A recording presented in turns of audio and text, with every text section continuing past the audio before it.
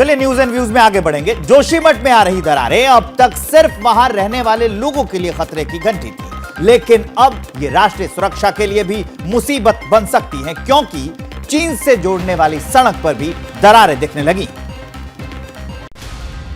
पहले आदि गुरु शंकराचार्य की तपोस्थली में दरारें, फिर शहर की मारवाड़ी चौक के होटलों में दरारें, लेकिन अब चीन की सरहद तक जाने वाली मलारी बॉर्डर रोड में भी दरारें। हो सकता है कि पहली नजर में यह गड्ढा आपको साधारण लगे, लेकिन ऐसा है नहीं, क्योंकि जिस सड़क में ये धंसाव आया है वो सीधे जोशीमठ से चीन की सरहद तक जाती है। अब इस होटल की तस्वीर देखिए, दोनों के बीच पहले काफी गैप था, लेकिन धंसाव की वजह से दोनों होटल इस कदर चिपक गए हैं कि बीच से हवा भी पास नहीं कर सकती, और ऐसा हाल इलाके के कमोवेश हर होटल का है। तो वही था कि 2 मंजिल तक का माने मकान बने, तो लोगों ने 7-7 मंजिल पर चले गए, तो ये बाहर कैसे सहन हो सकता है। खतरे को देखते हुए स्थानीय प्रशासन ने प्रभावित इलाकों को सुरक्षित कैंप्स में पहुंचाना शुरू कर दिया है। पूरे क्षेत्र में धंसाव नहीं है, एक पोर्शन है जहां पहले से कुछ क्रैक्स थे, एक पर्टिकुलर एरिया है, उसकी जो वैज्ञानिक हैं वो भी इसकी स्टडी कर रहे हैं कि वो किस कारण से हो रहा है। जोशीमठ में जहां शंकराचार्य ने तप किया था, जहां 2500 सालों से अखंड ज्योति जलती आई है, अब आस्था का वो केंद्र भी दरारों की चपेट में है। न्यूज एंड व्यूज में खबरों में आगे बढ़ते हैं। निधि कुछ दिन पहले मीडिया के सामने आई थी, लेकिन उसके बाद से लापता है। उसके घर में ताला लगा है। सवाल यह है कि आखिर निधि है कहां। अंजलि के साथ लड़ाई की यह सीसीटीवी तस्वीर जब पहली बार सामने आई थी, तब जाकर निधि को कैमरे के सामने आना पड़ा था और सफाई देनी पड़ी थी। गाड़ी आई सामने से और टक्कर हो गई गाड़ी की और हमारी। तब निधि के बयानों ने पूरे मामले में नए ट्विस्ट ला दिए थे, लेकिन उसके बयानों पर लगातार खड़े हो रहे सवालों के बाद ही वो अंडरग्राउंड है। तो सवाल ये है कि आखिर निधि कहां छुपी है? तो इस सवाल का जवाब है, निधि दिल्ली पुलिस की निगरानी में है। जांच टीम ने निधि को किसी सुरक्षित स्थान पर रखा है। निधि को उसके घर में ना रखने के पीछे उसकी सुरक्षा को खतरा भी हो सकता है, क्योंकि कुछ दिनों पहले ही अंजलि के परिवार को जानने वाली कुछ महिलाओं ने निधि के घर पर तोड़फोड़ की कोशिश की थी और नारेबाजी की थी। तब मौके पर तैनात दिल्ली पुलिस जवानों ने हालात को संभाला था और अब निधि के घर सन्नाटा पसरा है। निधि जो है वो घर पे नहीं है, लेकिन सबसे स्टार विटनेस, सबसे अहम कड़ी जो है वो पूरे केस में निधि बताई जा रही है। तो आप देखिए किस तरीके से निधि का घर है पूरा, और ये वो स्कूटी है जिससे निधि जो है वो आया जाया करती थी अपने काम के लिए। अंजलि के परिवार की मदद के लिए शाहरुख खान की मीर फाउंडेशन ने मदद का हाथ बढ़ाया है। पीड़ित परिवार को किंग खान की तरफ से मदद राशि भेजी गई है।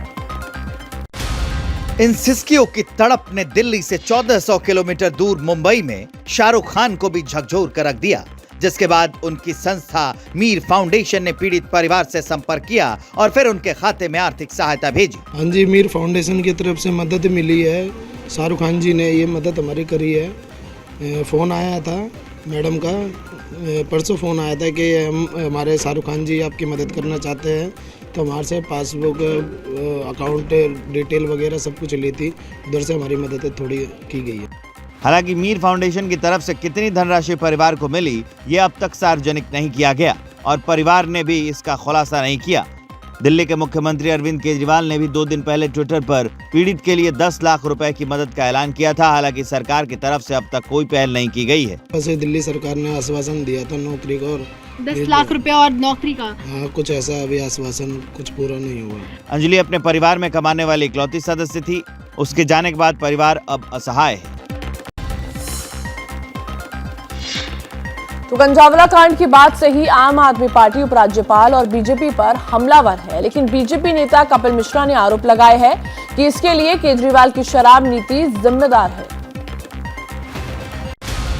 आम आदमी पार्टी कानून के मुद्दे वाले रथ पर सवार होकर बीजेपी पर आरोपों के तीर छोड़ रही है, तो जवाब में बीजेपी ने शराब के मुद्दे को सियासी हथियार बना लिया है। बीजेपी नेता कपिल मिश्रा कह रहे हैं कि मान लिया अपराध हुआ, लेकिन उसकी जड़ में शराब है जो दिल्ली सरकार गली गली बेच रही है। आप असली मुद्दे पे बात ही नहीं करना चाहते। आप ड्रग के मुद्दे पे, शराब के मुद्दे पे, ठेकों के मुद्दे पे। दिल्ली इस वक्त एक तरह से ड्रग कैपिटल बन चुकी है, और वो आपके निधि की जो आपने बैकग्राउंड खोला है उससे स्पष्ट है कि अगर ये 20-20 साल की लड़कियां ड्रग के धंधे में, निधि जैसी लड़कियां इन्वॉल्व थी, पकड़ी गई थी, तेलंगाना में पकड़ी गई, आगरा में उसके ऊपर एनडीपीएस में केस हुआ, ये कोई साधारण मामला नहीं है। आम आदमी पार्टी ने 3 दिन पहले मांग की थी कि निधि समेत डीएसपी हरेंद्र कुमार का नार्को टेस्ट किया जाए। इस पर भी कपिल मिश्रा ने पलटवार किया है। दिल्ली में छोटे छोटे लड़के और लड़कियां ड्रग्स, शराब, गांजा इन धंधों में अगर इन्वॉल्व हैं इन बस्तियों में, मंगोलपुरी, सुल्तानपुरी जैसे इलाकों में, इसके डिटेल में जाना जरूरी है। और इसीलिए मैं ये सवाल उठा रहा हूँ, जो लोग आम आदमी पार्टी डीसीपी हरिंदर कुमार को आप केवल इसलिए टारगेट कर रहे हो क्योंकि उन्होंने चीफ सेक्रेटरी के हमले के मामले में जांच करी थी। कपिल मिश्रा के आरोपों पर अब तक आम आदमी पार्टी का पक्ष नहीं आया है। न्यूज इन व्यूज में आप खबर खेल जगत से। भारत ने श्रीलंका के खिलाफ 2-1 से T20 सीरीज जीत ली। सूर्य कुमार यादव को मैन ऑफ द मैच और अक्षय पटेल को मैन ऑफ द सीरीज चुना गया है। राजकोट में लहराया जीत का तिरंगा, एक और सीरीज पर हिंदुस्तान का कब्जा। टीम इंडिया ने श्रीलंका को राजकोट T20 में 91 रन से हराया। पहले बल्लेबाजी करते हुए टीम इंडिया ने रौद्र रूप दिखाया। बल्लेबाज आते गए और चौके छक्के मारते गए। शुभमन गिल 36 गेंद 46 रन, राहुल त्रिपाठी 16 गेंद 35 रन, सूर्य कुमार 51 गेंद 112 रन और अक्षर पटेल ने 9 गेंदों पर 21 रन की पारी खेली। इन चारों की ताबड़तोड़ पारियों की बदौलत टीम इंडिया ने 5 विकेट खोकर 228 रन बनाए। ये जो नई पीढ़ी है, नई युवा खिलाड़ी हैं, इन्होंने कुछ ऐसा कर दिखाया कि अब हम सोच सकते हैं कि हमारी नेक्स्ट जनरेशन भी तैयार हो रही है। 229 रन का टारगेट श्रीलंका के लिए एवरेस्ट फतेह करना जितना मुश्किलों से भरा था। एक श्रीलंका के बल्लेबाज हथियार डालते गए। भारत के स्पिनर्स हो या पेसर्स, हर किसी ने अपनी गेंदों का जलवा दिखाया और श्रीलंका की पूरी पारी 17वें ओवर में 137 रन पर ही सिमट गई। टीम इंडिया ने एक और T20 बायलैटरल सीरीज पर अपना नाम लिखवा दिया। मैच करो या मरो वाला था और इस अहम मैच में मोर्चा उस बल्लेबाज ने संभाला जिसे इस फॉर्मेट में सर्वश्रेष्ठ माना जाता है। वो बल्लेबाज है सबसे करिश्माई, दुनिया उसे कहती है स्काई। टीम इंडिया के सूर्य की चमक और धमक है। राजकोट में सूर्य कुमार का बल्ला ऐसा बोल रहा था जिसके सामने दुनिया का कोई भी गेंदबाज होता, किसी भी देश का होता, कुछ नहीं कर पाता। सूर्य कुमार यादव ने 51 गेंदों पर 219.61 की स्ट्राइक रेट से नाबाद 112 रन बनाए, जिसमें उनके बल्ले से 7 चौके और 9 छक्के निकले। 112 में से 82 रन सूर्य कुमार यादव ने बाउंड्री के जरिए बनाए।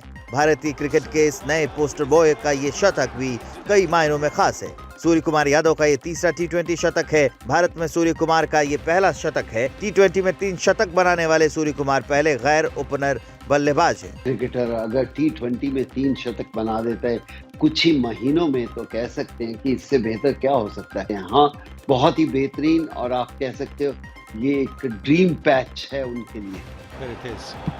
उम्मीद है कि सूर्य कुमार यादव वनडे में भी इसी फॉर्म को बरकरार रखेंगे और इस साल होने वाले वर्ल्ड कप में भी ऐसा धमाका करेंगे।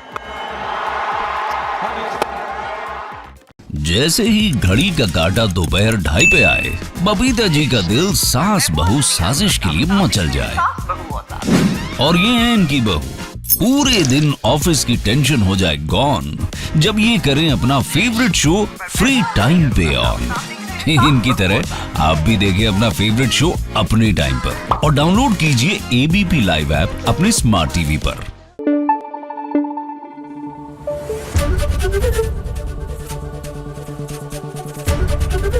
ABP न्यूज आपको रखे आगे।